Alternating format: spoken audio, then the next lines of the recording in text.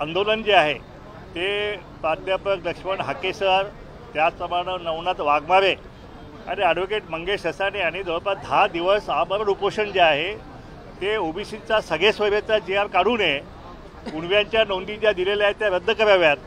आणि कुठल्याही परिस्थितीत सरसकट मराठा समाजाला कुणबीमध्ये घालू नये या मागण्यांसाठी आमरण उपोषण केलं होतं।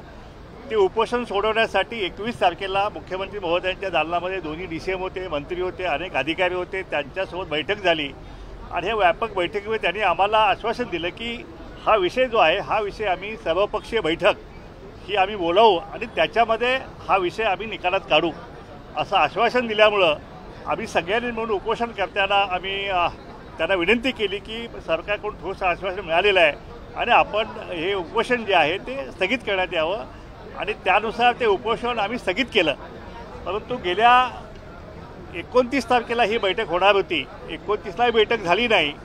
काल ही बैठकीचे काही संकेत नाही, आजही काही विषय नाही, त्यामुळं महाराष्ट्रातला तमाम ओबीसी समाज जो आहे तो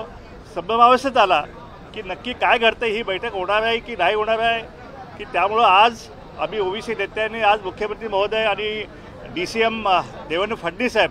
त्याचबरोबर ओबीसीचे मंत्री अतुल सावेजी यांची भेट घेतली आणि त्यांना हा विषय स्पष्ट करण्याची विनंती केली।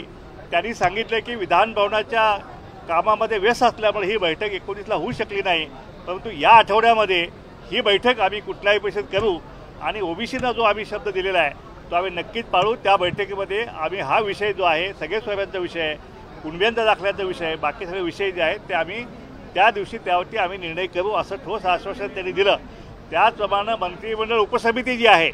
ती सुद्धा मागच्या कॅबिनेटमध्ये ती बैठक गठीत होईल समिती अशी आम्हाला अपेक्षा होती, पण मागच्या बैठकीत ती मंत्रिमंडळ उपसमिती गठीत झाली नाही, तेही आम्ही ताबडतोब करू असंही आश्वासन यावेळी मुख्यमंत्री महोदयांनी आम्हाला दिलेलं आहे